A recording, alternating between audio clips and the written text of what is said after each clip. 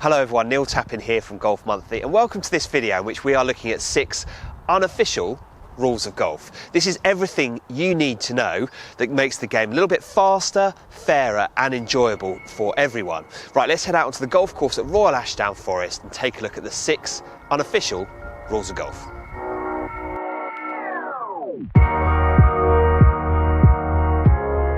Pointing out danger while you play. Now, Jezz, this is one of those things that often is done sort of unknowingly, but can be quite impactful on the person who's about to play, can't it? Explain what we're talking about. It depends who you're playing with as well, doesn't it? If it's someone you know really well, then that kind of mind games, banter is all part of the experience. But it's perhaps someone you're not quite so familiar with. You've turned up and you're playing with people you don't know that well. It's not an official game, but it's a semi-serious game.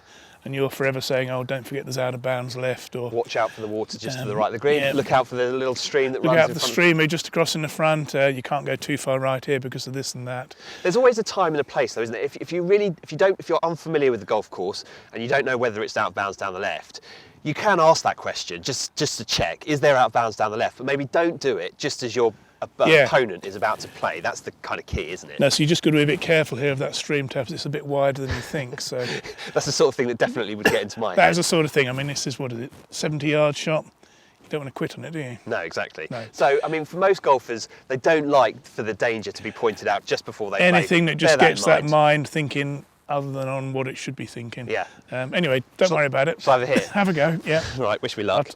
We've just pointed out the danger, Jezz. Well, that's all right. It's fine. It's pin That'll high. Spin.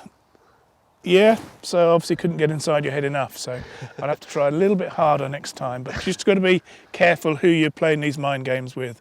Are they up for it? Are they not up for it?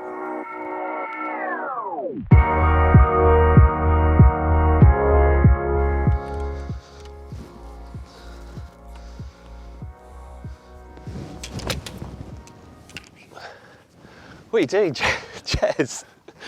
There's quite a lot of noise there. Oh, that's spun back down into the tear tappers. Did I put you off?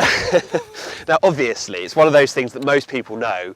You really need to try to keep as quiet as you can while somebody else is playing. That means no talking, no clanging around with golf clubs, but it's something that happens from time to time, isn't it? That's always a good one, isn't it? Zips is a good one. Yeah.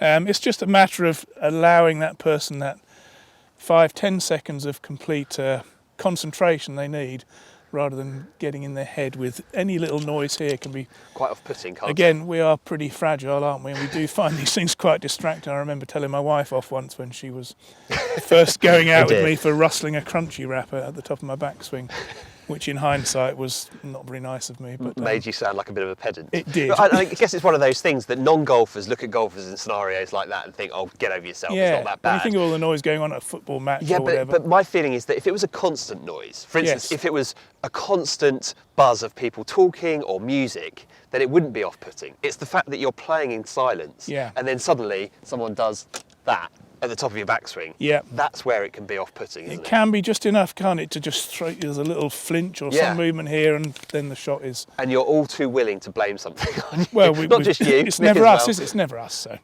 but yeah, you're right, it's just courtesy, isn't it? 5-10 seconds of silence, then hopefully they will do the same for you when you're over the ball yourself. It's a mistake we all make, but just try to make sure you don't do it very often.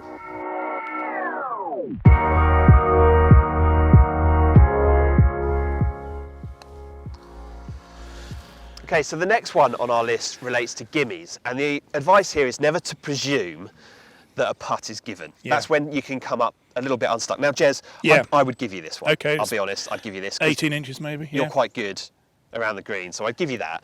But you shouldn't presume it's given because you shouldn't. Everyone has a slightly different take on things, don't they?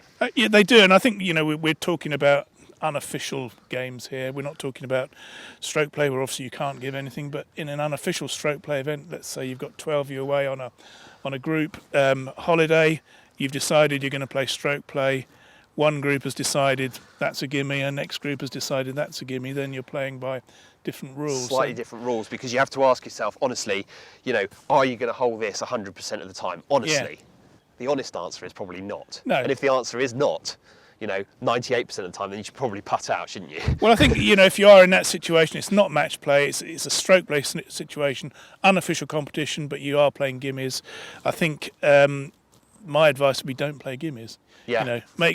Hole every putt, and if it really is a gimme... Maybe if putts roll up to like half an inch or something, then you can give that, but otherwise everything else is not. Yeah, but even then, suddenly someone's saying that's a gimme, the next group are saying that. I think far simpler just to hole it still, as you would under the official rules of golf. Yeah, you can see by this conversation just how complicated this part of the game is. The final advice I would say is the thing I said at the beginning: don't presume a putt is given. That's where you can come unstuck. If you've hit it up, even stone dead, get your marker out, go through the act of marking it, because that's probably likely to trigger in your playing partner them to say, yep, take it away, and then you can carry on with your game.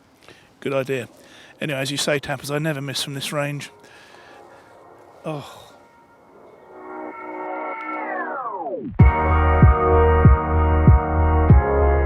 The next one relates to letting groups through. Now, Jezz, this has become I think this has become a little bit of a dying art in golf.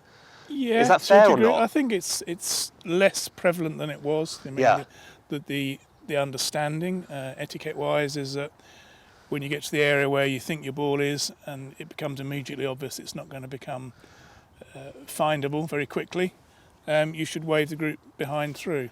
And especially on a fairly empty course where that would give them the chance to get through and then plough on. Could save them half an hour, 40 minutes or so. Yeah. And I also think that if you're playing in a 2-ball and there's a 4 or 3 ball in front of you, really that 4 or 3 ball should let you go.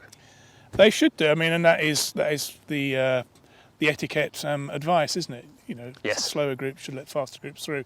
Doesn't mention anything to do with group size or anything. Yeah. And obviously a 2-ball is going to be faster than a 3 or 4 ball in 99% of circumstances. Yeah. So. No, it might be the case that the group behind is happy playing at their own pace and relaxing and not wanting to get through. But I think the advice would be, at least have a word with them. Say, would you like to come through? If you feel like you're holding them up. Yeah. And it's not a dead art, but I think it's probably, as I say, less prevalent than it once was, and people are kind of, we're not going to wave them through. What are they doing right up behind us?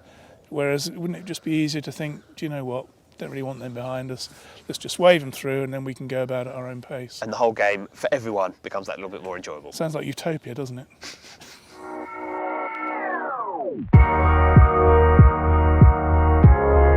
The next one relates to shadows. Now, we're playing golf, it's early afternoon on a really lovely winter's day here at Royal Ashdown. The shadows are really long. Yes. And actually, they can be a problem when you're playing golf, can't they? They certainly can, particularly in this scenario here where your shadow is being cast, 3 times your body length that way. I'm about to prepare for this putt here. Yeah, I'd have to walk a long way back to get out of the way. You'd have to walk a long way back or go that long way that side of me.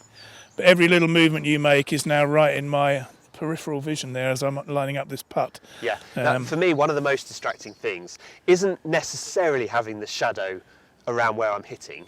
It's more when somebody makes a small movement just as you're about to play. So they move their hand or they scratch their head or something. That's really off-putting, isn't it? And I don't think there's any scenario for me personally where I'd be playing with my best mates where I'd ever really do anything like that. You might do it as a humorous thing just as they're getting ready, but as soon as they're ready to play, you'd be well out of the way. I mean, I would struggle most when the shadow was over the hole and possibly just moving back and forth slightly. Yeah. That would be when. But we golfers are okay. We're slightly fragile, aren't we? But these things are these things are distracting, and if it's going to distract someone you're trying to play with for fun, then you're probably best not to. Yeah, go on then, not Jezz. to do it. So I'm going to very gentlemanly take my shadow out of the way. You are.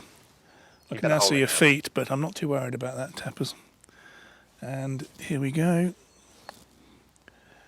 And that is... Oh, it's gone in again. Oh, no, I should have put my shadow in the way. Yeah.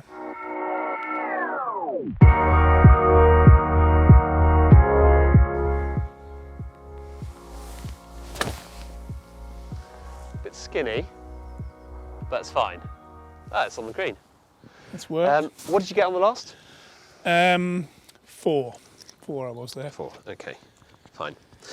Now, actually, I've committed a bit of a golfing no-no there, Jezz. Yes. What is it? Well, you shouldn't be worrying about what I scored in the last hole. When as soon as my ball has landed and you've seen it land and said good shot, you've still got to play. You should be moving into position to play your shot. and keeping play moving. Yeah, it's one of those things that you see quite regularly where Yeah. people just aren't ready to go when it's their turn. I'd still need to work out how far it is, I'd need to work out where the wind is, all of those different elements. You can be doing that while somebody else is playing. Yeah. And it's one of those things that can start to get you a bit of a reputation that you don't really want. Yeah, if I saw you now going to get your rangefinder out and starting to zap the flag, you should have been doing that a long time ago, so that as soon as I've hit, you know exactly what you're doing, you step up, hit your shot, and we all move on. Yeah. Now, it might not seem like a big deal, it might only save 30 seconds each time, but it's these things, they can help just keep play moving, speed up the game and make it a little bit more enjoyable for everyone. So there you have it, that's our list of 6 unofficial rules. Guys, what do you think? Is there anything that you think that we've missed on this list? Please do leave comments below. We'd be interested to hear your thoughts. Also, like the video if you like what you watch, and make sure that you hit the subscribe button and hit the little notification bell as well. That way you won't miss any of the videos we post. But for now, thanks for watching. We'll see you next time.